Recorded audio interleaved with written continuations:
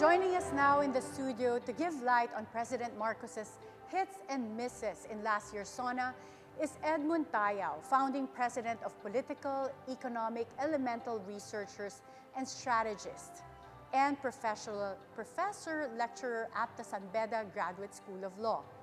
Good afternoon, Professor Tayao. Thank you for having me, Attorney Karen and Attorney Lacierda. And we also have with us another political strategist, the expert Malou Tiquia. Good afternoon, Malou. Good afternoon. Thanks, Edwin. Thanks, Karen. And thank you to Bilyonaryo for having us here.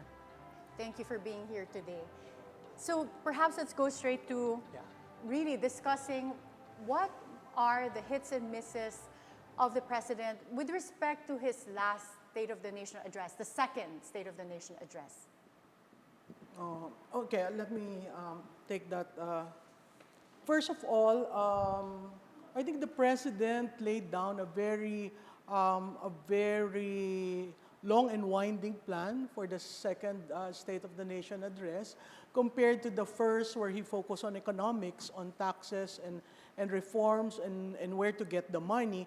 The second SONA focused on agriculture, focused on infrastructure. He did something on, mentioned about BBM.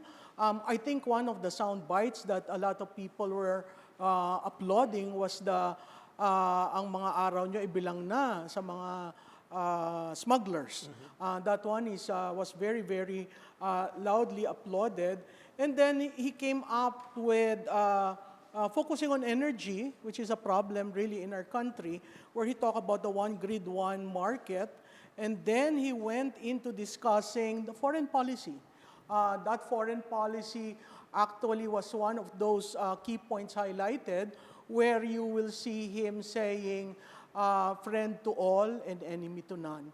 I guess that shaped everyone's point of view in terms of foreign policy. And then he went into discussing BARM, the Bangsa Autonomous Region in Muslim Mindanao, because that is a continuation of the peace process started during the time of President Aquino. And then there was one thing that was inserted, which is the grant of amnesty. Everyone, when the executive order was released, were kind of shocked. Why are you giving amnesty to these people? And then, oh, viola, it's actually part of the second SONA. Well, one of the important topics also in last year's SONA was food security. And at that time, we had the President being the simultaneous Secretary of Agriculture. Do you think that there was accomplishments that they can speak of now in the third SONA with respect to food security and achievements gained in agriculture? I think the achievements you would probably lay on the steering and the administrative capacity of the current Secretary Laurel, because at the time, a president and a secretary of one of the key programs of the administration was really challenging for him. We saw a lot of people saying, give up the agri portfolio and focus on being a president. And that he did. I think there was challenge there because when he made a promise for 20 pesos na bigas, everyone was, hanging on to that promise made during the campaign season, and he wasn't able to deliver that when he was the incumbent secretary. Professor, sorry, go ahead. Edwin, I was going to ask you, last year the President boasted of the highest economic growth in 46 years. Given what Malou said about food security the sub-question is, do you think food security is achievable, and do you think the President can exceed the GDP growth for the remainder of his term? Well, as far as food security is concerned, we've always been trying toward that direction, no? But I'm not sure whether the numbers now could suggest, a steady growth, no? But surprisingly, when we did the national focus group discussion, and for the agencies, it's surprising that it's the Department of Agriculture that's one of the popular agencies, without them knowing exactly who is the head of the agency. Now, the traditional popular agencies, of course, would be the SWD, DILG, but I was quite surprised, no, that agriculture was one of those listed, no, by respondents to be a popular agency. So let's see how it plays out, no, with the report of the president. What I'm waiting really, other than this rather very the popular issues, no, like West Philippine Sea and food security and so on, is the promise in the last SONA, no, that the devolution would really be further, that the DILG will come up with a program assisting LGUs that, quote unquote, are not yet ready, no, to accept more responsibilities. This initiative on climate change was also mentioned in the previous SONA, and so far I'm not pretty sure whether this has been quite covered, no, by the media, and whether there were some pronouncements toward that particular end. Professor Ed, since you mentioned the West Philippine Sea, I seem to recall in the second State of the Nation address, the President made a strong statement that we will not give up any inch of our territory. Do you think that this is something that he has been able to fulfill? I think there was recalibration of the way we approach it. No? Before, there was not much revelation or coverage as to what China really is doing as far as that issue is concerned. But now, to my mind, it's one of those that China has been acting up, no? Before they could literally do anything and everything that they want to do in the area. But now, lahat naka-report, no? So I'm inclined to think that the approach has been working well in the sense that before we haven't been hearing categorical statements of support from other countries, no? Now we've heard France and a host of other countries other than the traditional partners like Australia and Japan. Let me ask Malou, who runs also a polling firm. In respect of the South China Sea issue, West Philippine Sea issue, it seems like there is a great traction and approval from the Filipino people in the President's approach to West Philippine Sea. However, it did not seem to appear on his approval rating. That's right. What would you account for that? Well, I guess the problem really there is communicating where you are in terms of the West Philippine Sea. But last night, I was so very happy with the Department of Foreign Affairs and the Undersecretary who is dealing with the 9th negotiation, that track is moving, and there is already agreement. I was surprised that they dropped the word West Philippine Sea in their communication, and they started carrying South China Sea. And in that, which was tweeted last night, and in that, it opened the possibility of collaborating on the resupply. And my sense is that is good, because I certainly do not want to go into war. Our country is not prepared for that. And I'm happy that diplomacy is gaining more traction, less of the assertive transparency that is going on.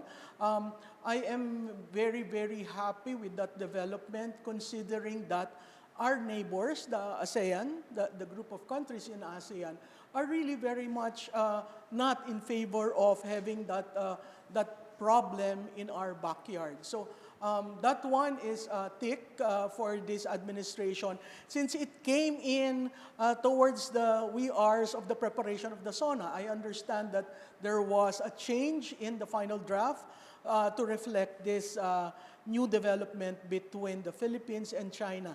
And mind you, Edwin, ikaw alam mo ito, it was essentially the DFA, and it was diplomacy that worked. The South China Sea, 30% of the world's trade passes through the South China Sea, and therefore that's nice to hear that it's like one step backward, two steps forward. We give in to the name of West Philippine Sea. I remember because it was during our time that the DFA recommended, let's use West Philippine Sea. That's right. But going back now, since you two are political experts, I was wondering, how can this administration further improve the President's approval rating, considering it appears that approval ratings are mostly centered towards kitchen table issues or gut issues. Has the President addressed the gut issues that confront that everyday Filipino? Because malayo sa bituka ang South Philippines, Hasi South China address? Sea. Yes. Actually, malapit. Dahil Malapit, I sa was mga gonna say, with the mangingisda. fishermen, yeah, Di ba? yes, Oo. yeah. Pero, is it an element into the approval rating? Right now, foreign policy is not. Correct. It's still domestic issues, That's correct. inflation, job, wages, the economy itself, the dollar, the peso-dollar rate. But in terms of really gaining the foreign policy as part of his arsenal, I think he needs to communicate it in such a way that we need to settle this. We do not want to go to war, but we settle it, make a win-win scenario out of those conflicting concerns. I think that will show the kind of leadership he will probably be gaining once you really say walang kaibigan, di ba? Walang kalaban, Pilipinas na interest. Kailangan yon lumabas sa kanya. I will also push for better communications. Now, starting with better communications with the agencies actually involved, no, in the issue of the West Philippine Sea, precisely because nakita natin, no, minsan sila mismo nagko-contradict with each other. Pangalawa, yung communication dapat maikabit talaga yung gut issues, no? Kasi tama nga doon sa nasabi ni Malou kanina na when we speak of foreign relations, it's not something that's easily understood by the people. And so the tendency is to focus on what they actually feel and experience every day, no? Third, ako kasi when it comes to the issue of the West Philippine Sea, it's more a security issue. No, if I was with the government, I would focus on it being a security issue, and wag na natin patulad yung mga ingay na ginagawang partisan issue, no? But at the end of the day, of course, however it was approached, no, by different groups, either before or now, no, it will appear anyway. So you both think that for sure the West Philippine Sea issue is something that will be mentioned in the SONA Definitely. today? Yeah, definitely. Definitely. Especially with the DFA communique that was made last night. I think that will be front and center. I differ with Ed in terms of it being just a security. I think it is an economic issue. Katulad ng sinabi ni Edwin, it's a passageway for all. I mean, the reason why the Philippines has a very important geographic advantage is because of our location.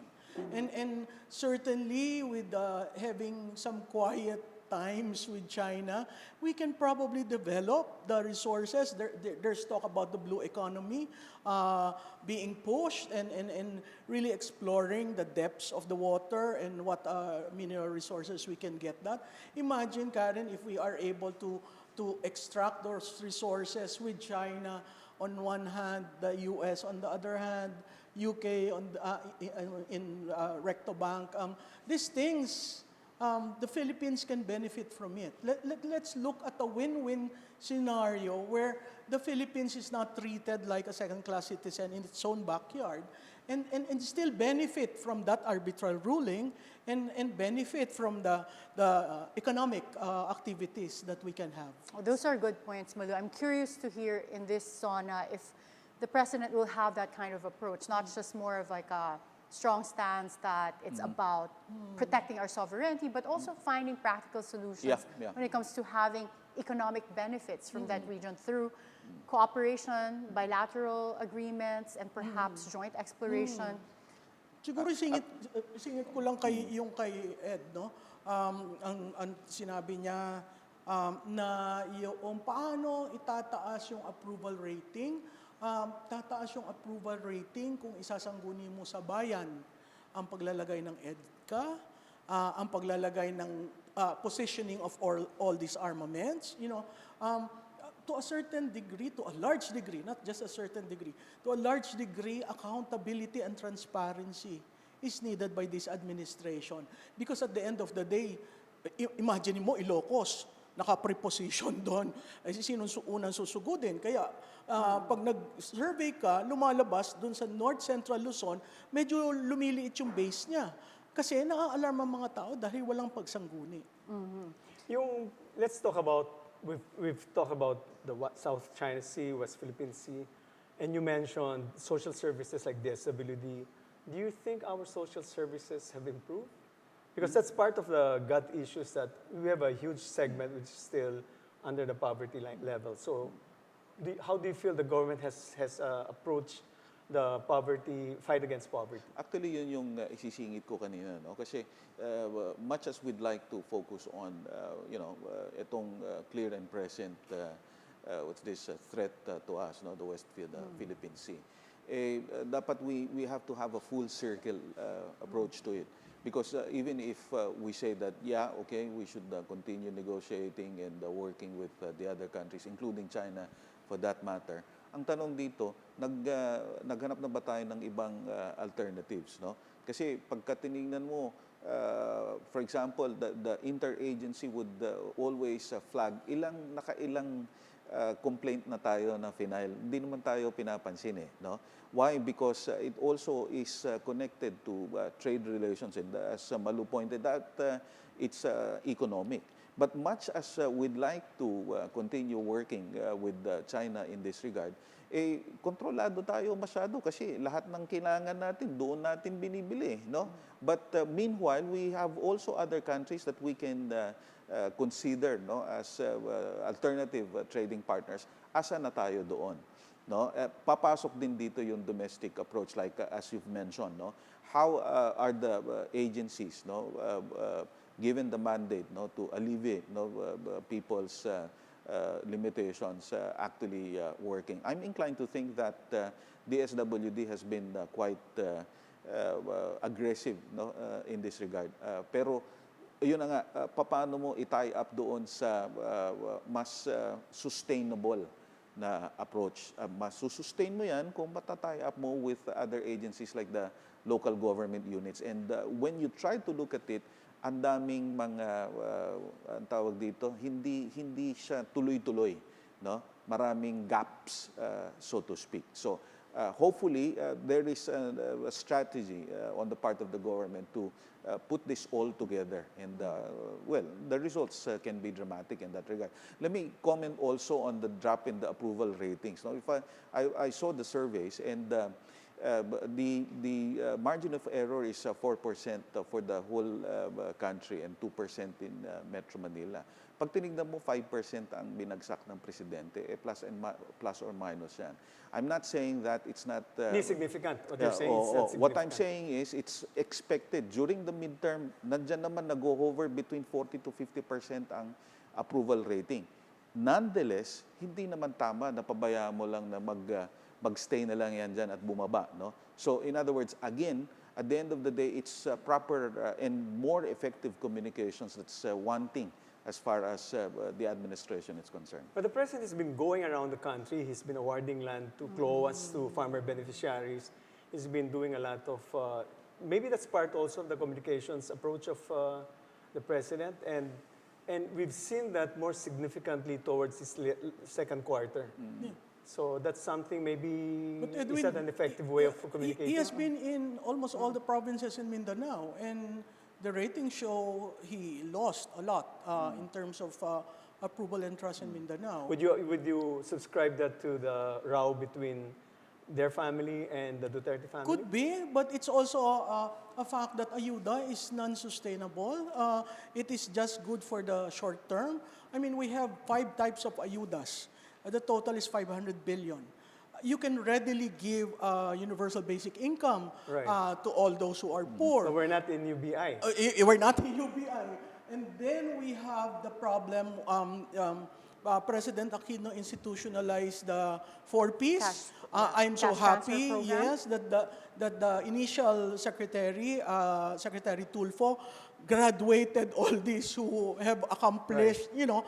It's one thing to read the list of those who are, leeches who stay there for quite some time and removing the rights of others. So there's got to be a more scientific and targeted way of distributing ayuda.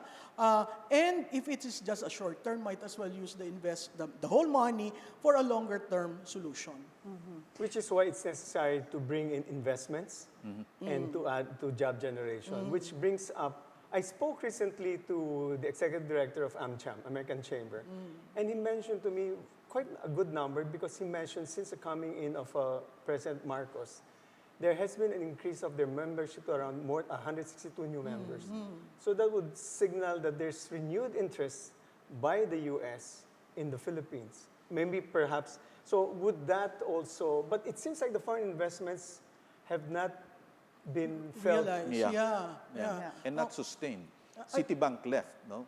I understand Union Bank bought so much of what Citibank left, but again, that has not been discussed significantly. What were the reasons, no, that led to Citibank's leaving the country? Yeah. And something I would like to discuss here would be how much, after all the state visits in several countries, are Exactly. pledges that were converted into actual investments. Exactly. No, it's But actually before- 23% of 23%. all the travels. So I would love to hear more about this and discuss this further. But in the meantime, let's look at the highlights. So now let's take a look back at the highlights of President Marcos's SONA last year. Let me now report to the people on the successes that we can now lay claim to, and also the challenges that we continue to face. While the global prospects were bleak, our economy posted a 7.6% growth in 2022, our highest growth rate in 46 years. Isa sa mga dahilan ng pagtaas ng presyo ay ang mga smuggler, mga hoarder at mga nagmamanipula ng presyo ng produktong agrikultural. Hinahabol at ihaabla natin sila. Sadyang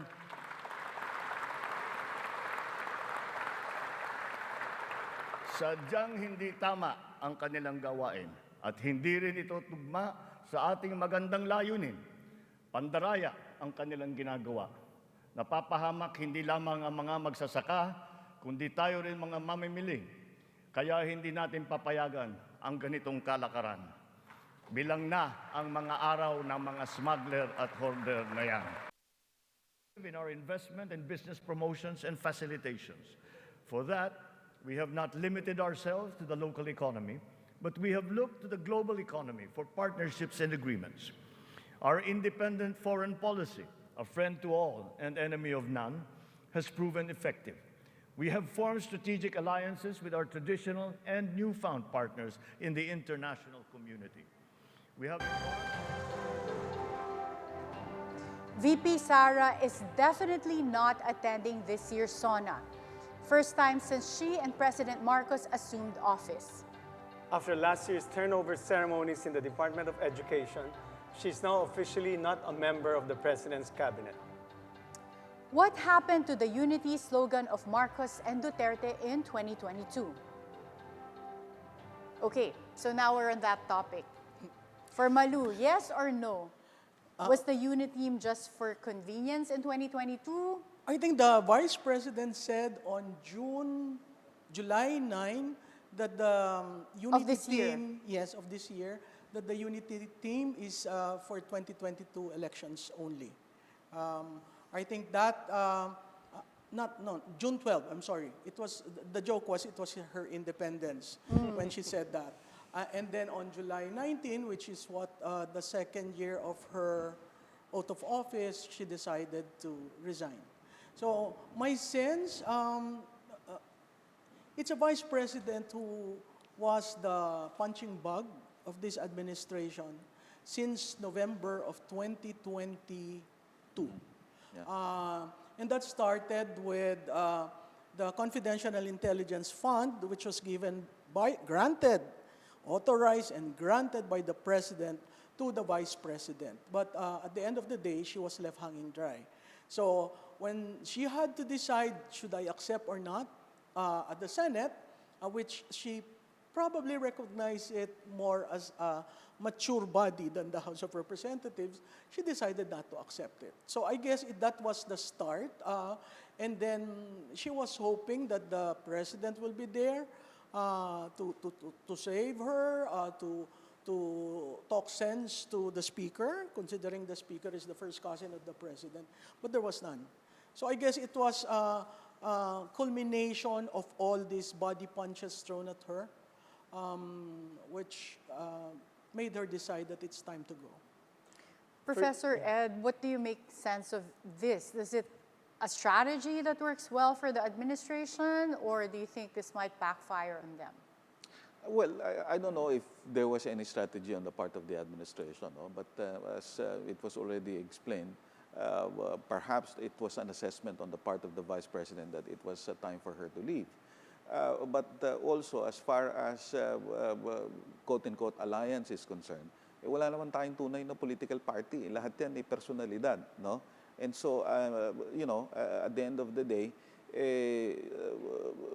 talagang totoo na yung unit team pang-election lang. Kasi masyadong simplistic yung idea natin ng political party. In fact, even if we review the laws, it says there simply it's a campaign mechanism. No? So it will always be an excuse. Meanwhile, in terms of alliance pushing for policies, no? Definitely it is something to look for. And the result of the coming midterm election will either spell disaster or spell more opportunities on the part of the administration. So for both you, Malou and Ed, how do you think this political realignment will affect the implementation of the next few years of the administration? Well, as far as I'm concerned, it will have a tremendous impact. Imagine if the unity persisted to this day. Imagine if both the institutions of the Office of the President and the Office of the Vice President were working together and helping each other throughout. It's a very unique position, which I thought would be carried in governance. Having said that, I think the midterm will really be crucial for this administration to produce the needed numbers in the Senate if they want to pursue certain reforms that they want. For the Vice President, I think she is reflecting on her position, whether she will lead the opposition, which I doubt, and a lot of people are saying she will. I think she is ready to be a fiscalizer. I think today, as the President makes his State of the Nation address, I think she will listen closely and take note of things that she can work with him and things that are non-negotiable for her. When you say work with him, do you think that there's still an opportunity for her to support the administration? Not support the administration. I think the personal relationship between the Vice President and the President is still there. But that is clouded by so many people around him that is causing a lot of problems in terms of them having a one-on-one discussion. In terms of strategy, dapat makita ng administration, I think, if the surveys can be relied on, the expected outcome of the midterm election is that you will no longer be dealing with political parties, you will be dealing with families. This is the first time that you're expecting same family names running simultaneously. Dati naghahalinhinan lang yan eh. Ngayon sabay-sabay na. So in other words, in terms of negotiations, perhaps that is something that the administration can look forward to. It can be both an advantage and a disadvantage, in terms of working out the way to pursue the policies. Now, with respect to the Vice President, I'm inclined to think magkaiba ng personalidad yung tatay at anak eh. To my mind, the way I've seen the Vice President, she's been she's more objective, so to speak. So if she will be a critic of the President, I'm expecting her to be more constructive a critic, hindi yung katulad lang nung ibang mga kritiko na may masabi lang, mag-criticize na. So if that is the trajectory that the Vice President is going to follow, maintain niya yung the approval rating from the people, considering that it's a unique unique characteristic of a politico in her persona. Thank you so much for your insights, Malou Tiquia and Professor Ed Tayao. Very happy to have you here in our studio. Thank you so much for being here. Thank you.